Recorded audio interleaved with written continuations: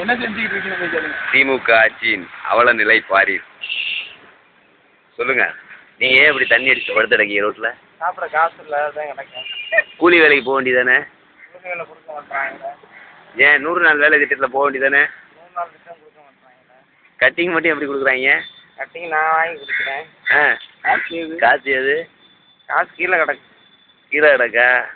பாலும் தேனும் ஓடுது அப்போ இந்த ஆட்சியில்.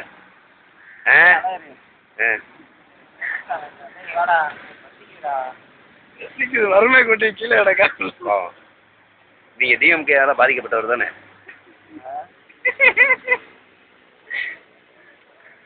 சொல்றீங்களா இல்லையா?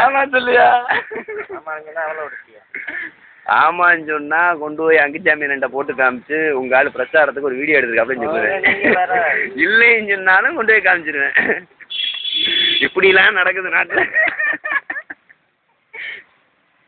ஓ என்ன செஞ்சுக்கிட்டு இருக்கீங்க?